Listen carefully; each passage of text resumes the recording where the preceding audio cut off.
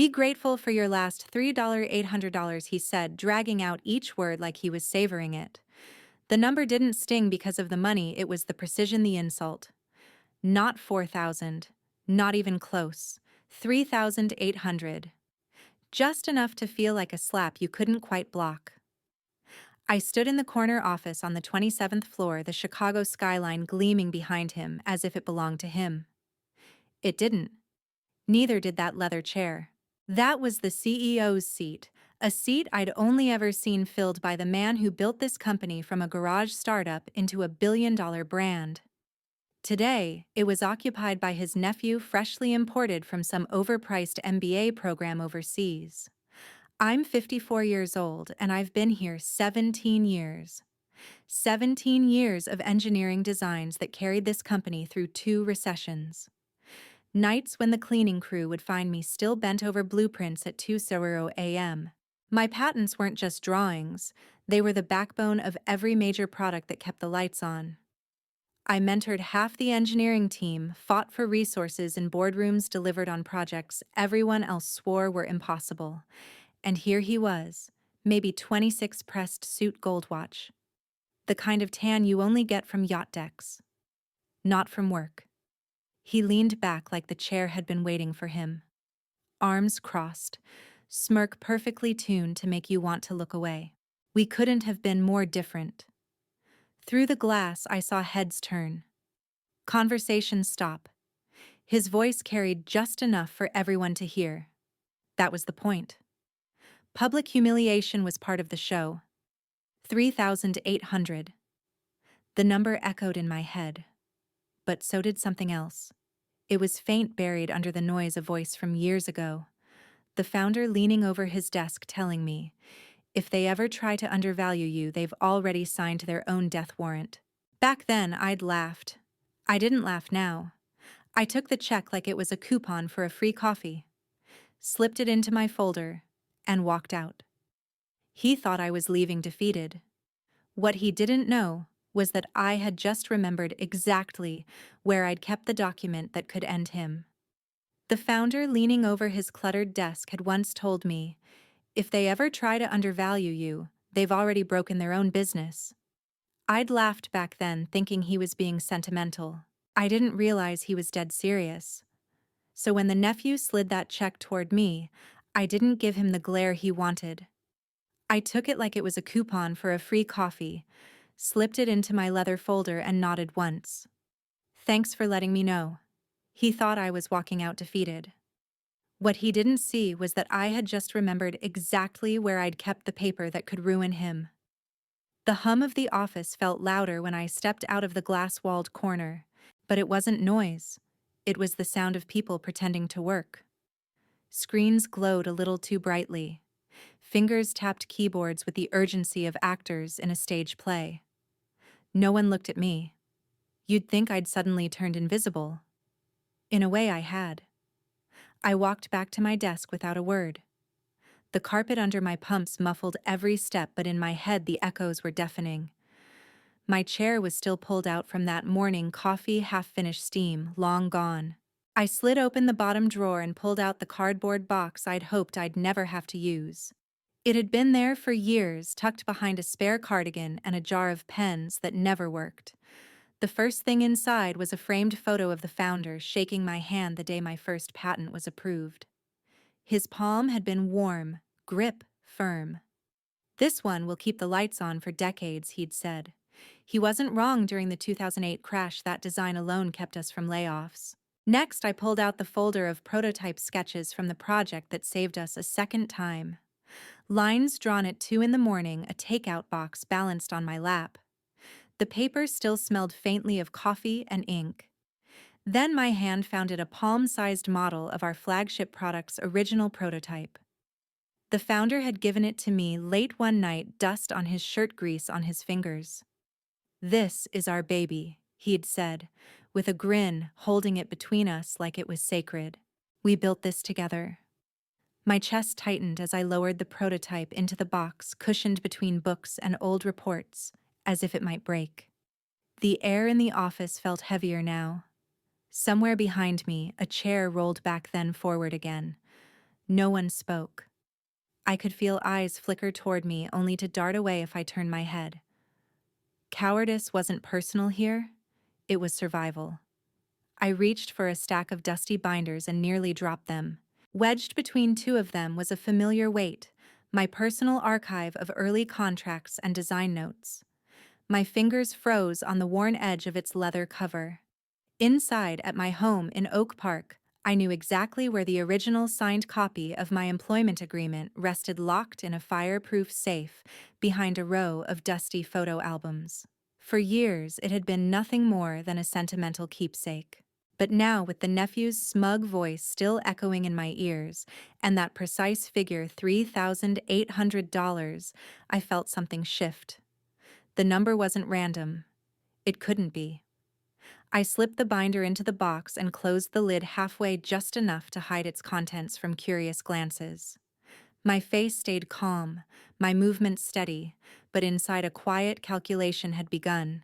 If you want to be here when the next chapter unfolds, make sure you're subscribed. You won't want to miss what comes next. Somewhere in those pages was the answer to a question the nephew didn't even know he'd asked. The weight of that leather binder in my hands pulled me backward in time. The modern office around me faded, replaced by the cramped, cluttered space we once called headquarters. The carpet had been threadbare, the walls bare, except for a single whiteboard covered in half-erased diagrams. It smelled of burnt coffee and soldered circuits, a smell I'd grown to love. 17 years ago, we had just landed our first patent. The product wasn't much to look at, rough edges, wires showing, but it worked. And it worked well enough to change everything. The founder had burst into the room that day, grinning like a man who'd found the winning lottery ticket.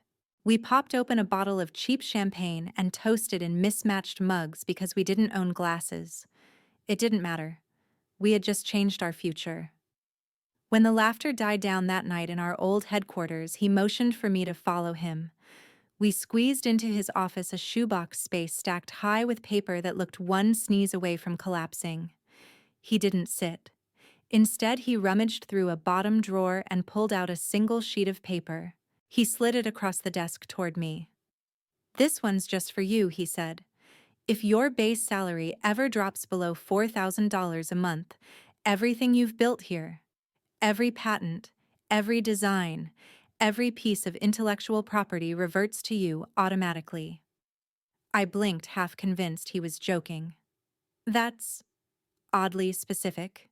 "It is," he admitted, leaning on the desk, "because people get cheap when they get comfortable. If they ever try to cut your value, they've already cut their own throat. This makes sure they feel it." The words settled into me then, but they didn't take root. I thought it was loyalty talking. Maybe just a sentimental gesture. I signed without hesitation, still riding the high of our first big win.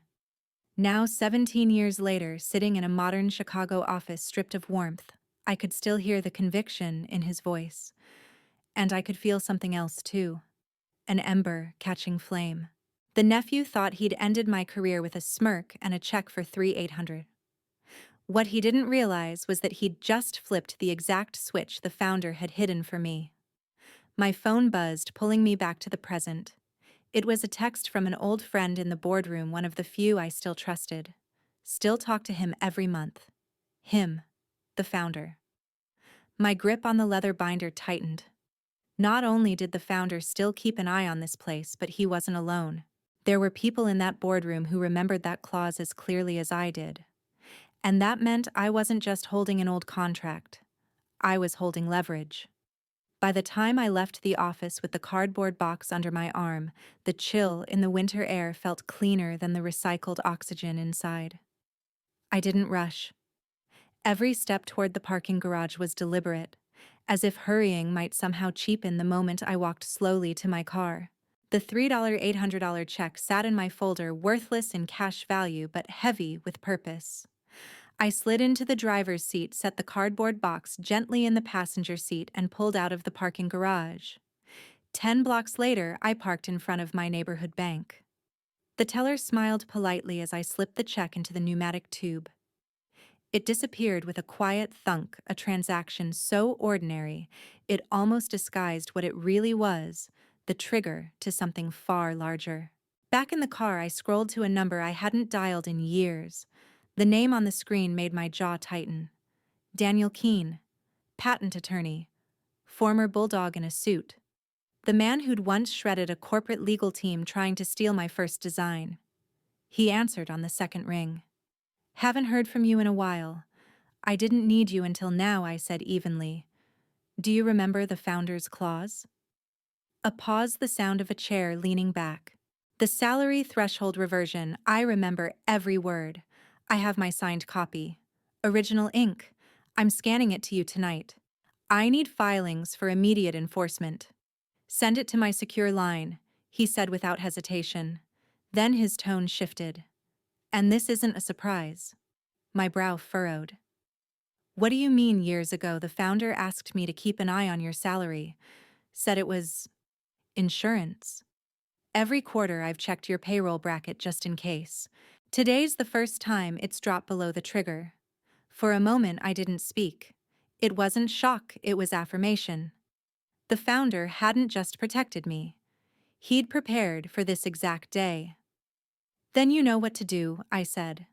"I'll draft the reversion filings licensing framework and retroactive usage invoices. Don't talk to anyone there. Let them think you're gone." The call ended cleanly. No small talk. No soft edges. I sat in the stillness of my car, Chicago, moving steadily around me. My grip on the steering wheel tightened, not from anger but from precision. This wasn't revenge in heat. This was a scalpel. And I was holding it steady. And I was holding it steady. For the next 30 days, I vanished. No statements, no angry posts, no whispered calls to old colleagues. My phone stayed silent except for the occasional ping from Daniel updating me on the filings as they moved quietly through the legal system. I wanted them to believe I was gone for good, that I'd taken my $800 like a final tip for service rendered and walked away. The nephew wasted no time filling the vacuum. His LinkedIn became a stream of self-congratulation, streamlining for growth, making the hard calls, positioning us for the future. Photo after photo of him in tailored suits shaking hands with mid-level managers, each caption dripping with motivational cliches. The comments read like a fan club meeting. Every reply more sycophantic than the last. The press followed suit. A business blog ran a glowing profile on the new generation of leadership. There was a short paragraph about me, thin, polite, and utterly false. While Lauren Keaton's work was valued in her time, the company needed a shift in direction to meet modern challenges. The word valued stung more than I expected. Not because it diminished my work, but because it implied I'd become irrelevant in the very arena I had helped design. I didn't print the article. I didn't respond. I read it twice, closed my laptop, and sat back. Let them have their narrative. It was built on borrowed time. While they smiled for cameras, Daniel was locking the bolts on the trap. Every patent I'd authored was queued for reversion. Licensing terms were finalized. Retroactive usage fees calculated to the cent. All we needed was the clock to run out. Still, I watched. A friend in accounting, one of the few who dared, sent screenshots of internal memos. Sales were softer than the nephew's posts suggested. A key supplier had delayed shipments. Customers were asking questions no one wanted to answer. Then came the text that made me pause, mid-sip of my coffee. Client canceled their order. Said they won't proceed without your oversight. It wasn't just any client. It was one worth millions annually, one they couldn't afford to lose. It was a strategic partner worth millions every year, the kind of account that could shake investor confidence with a single move. I let the message sit on my screen, the corners of my mouth curling slightly. 30 days was almost up. They thought my absence was a void. What they didn't see was that it was a mirror. And in it, their own cracks were beginning to show. The morning of the 30th day arrived without fanfare. No alarms. No urgent knocks at the door. Just the soft glow of winter light filtering through my blinds. I poured my coffee the same way I had every morning since leaving that glass office, but the air felt different. It was the kind of stillness that comes before the final move in a chess match, not because it's been played yet, but because everyone at the table already knows how it will end. At 9 o'clock sharp, my phone rang. Daniel's name lit up the screen. His voice carried the kind of calm you only hear from someone who has been waiting for this moment as long as you have. "It's done," he said. "The clause is active. Every patent design and derivative work is now under your sole ownership." I didn't speak immediately. I let the words settle, absorbing the weight of them. When I finally opened my laptop, the documents were already waiting in my inbox, formal confirmations from the U.S. Patent and Trademark Office. Each was stamped, signed, and unmistakable. My name sat alone in the owner field. The company's name was nowhere in sight. I clicked through page after page. These weren't just papers. They were years of my life returned intact.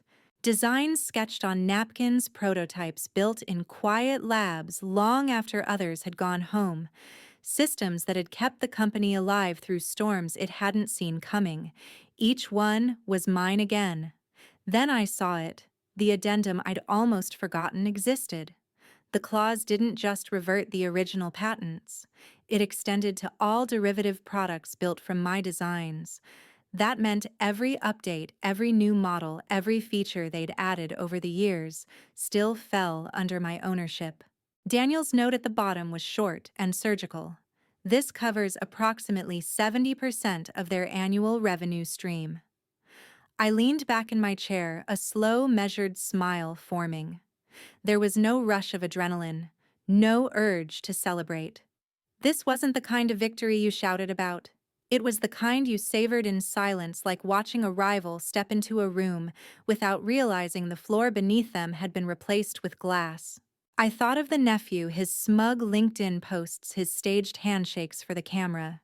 He had no idea that the core of his product line no longer belonged to the company he was so proud to streamline. By the time I closed the last file, my coffee had gone cold. I didn't care. The real warmth came from seeing my name printed again and again across the blueprints of an empire they had assumed was theirs forever. I sent Daniel a short message: "Proceed with the licensing package." Somewhere downtown, they were still working, still selling, still believing everything was intact. I was in no hurry to correct them. Daniel didn't waste time. By mid-morning, the licensing package was no longer a draft, it was a weapon in motion. At exactly 10:04 a.m., it went out. A single-page cover sheet, understated and crisp. Beneath the formal notification of ownership reversion, the terms were laid out in bullet points. Annual licensing fee for continued use of all reverted patents, 7 figures due in advance each fiscal year. Retroactive usage fees calculated from the date of my final paycheck. Penalty interest for late payments. Immediate cessation of production if terms were not met within 30 days. The language was clinical. The math was not. On the 23rd floor of that glass tower, the fax machine spat out the page with mechanical indifference. It landed face up on the tray, black ink still drying. An assistant retrieved it, glanced once, and carried it straight into the nephew's office. He read it, standing up, eyebrows flicking in mild curiosity. Then came the smirk, the same one I'd seen the day he slid my $800 check across the desk. "This is cute," he said, tossing the paper onto the corner of his desk like it was a misplaced lunch order. Probably he thought just a joke from an ex-employee with too much free time. What he didn't know was that the paper had already been logged in the building's internal system, time-stamped, archived, and impossible to ignore. He didn't know Daniel had already sent a copy to every member of the board. And he certainly didn't know that one of those members, the chairman, had been in the room 17 years ago when the founder and I signed that clause into existence. The call came less than 5 minutes later. Direct line from the chairman's office. "Bring that fax to me. Now." The nephew hesitated just long enough to look annoyed, then scooped up the page and strolled toward the boardroom. His gait still carried that lazy confidence, but I knew, because I knew him, that the order had knocked something loose. Inside the boardroom, the air would be different. I could picture the polished mahogany table blinds drawn halfway, the heavy silence that settles when a document lands in the hands of people who understand exactly what it means. The chairman never needed to raise his voice. His presence alone made the air heavier. I imagined him reading the facts, setting it down, and looking at the nephew, the way you might look at a man who had just locked himself in a vault and thrown away the key. Outside that room, the office would hum along as usual, phones ringing, keyboards clattering, but inside, the first low rumble of the storm had already rolled in. And I was still miles away, coffee in hand, watching the Chicago skyline.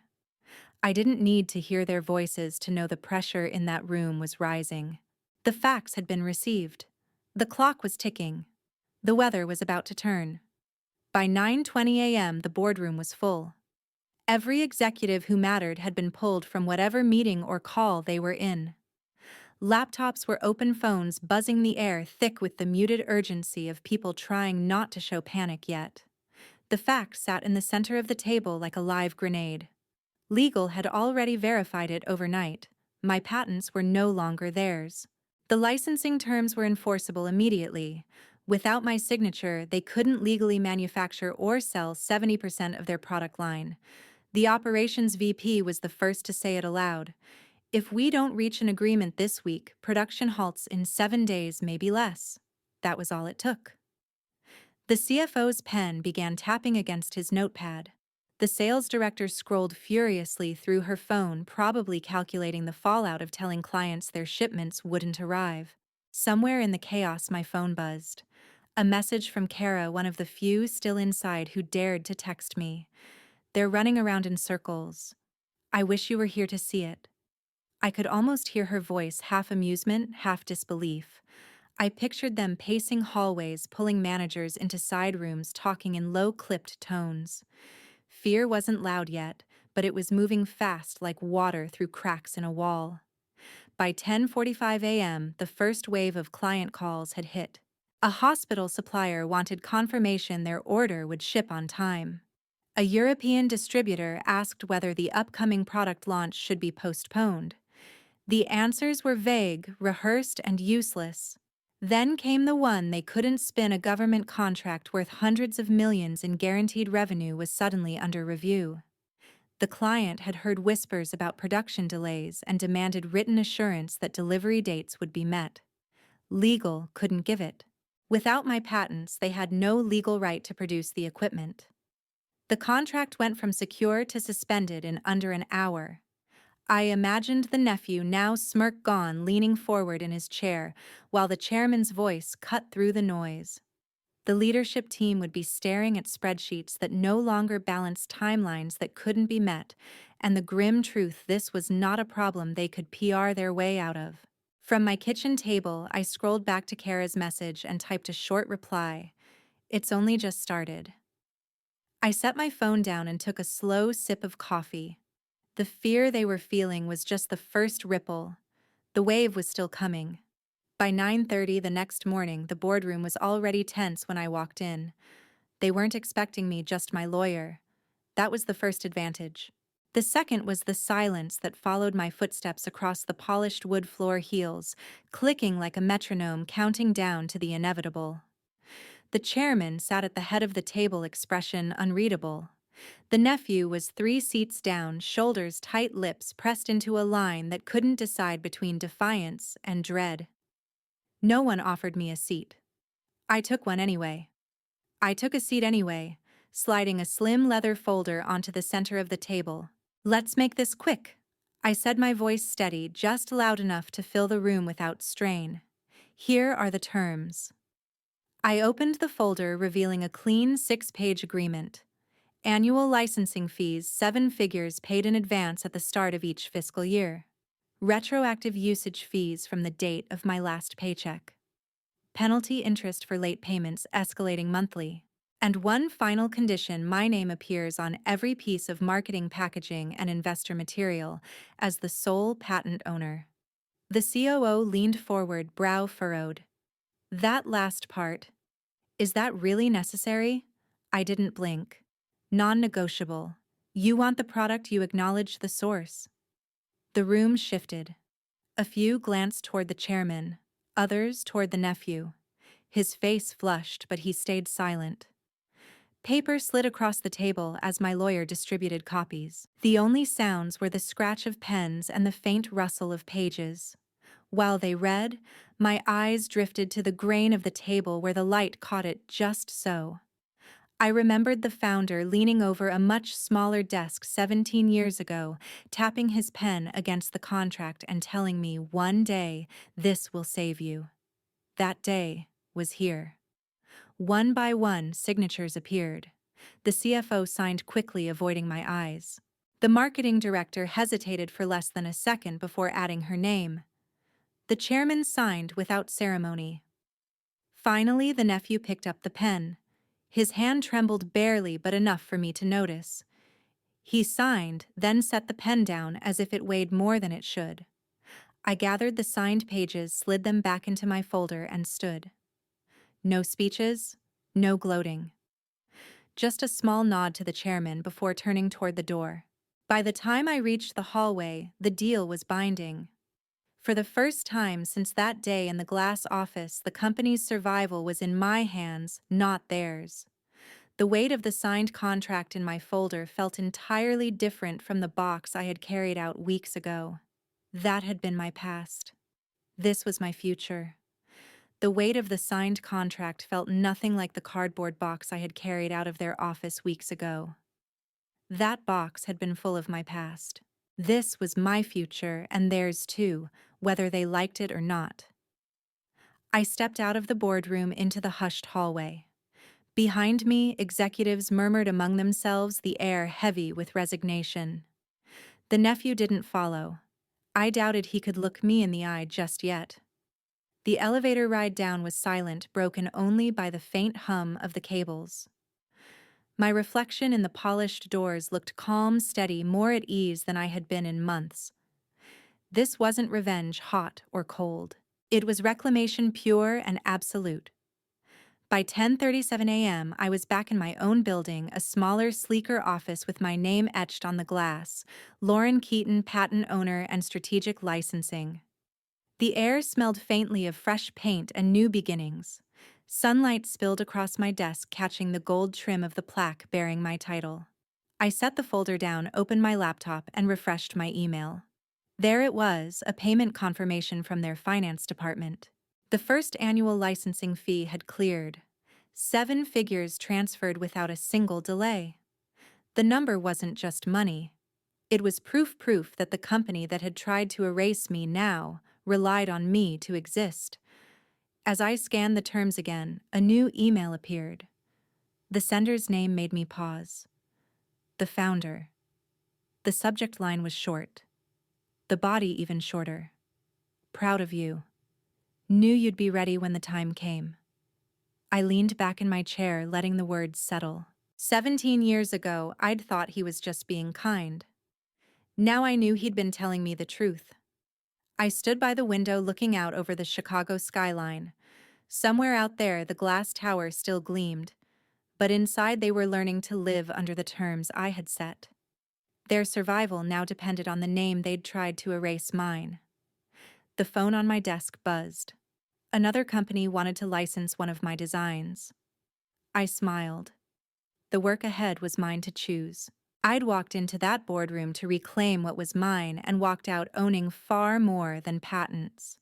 I owned the leverage, the narrative, the freedom to decide my own terms. Sometimes the quietest victories echo the longest.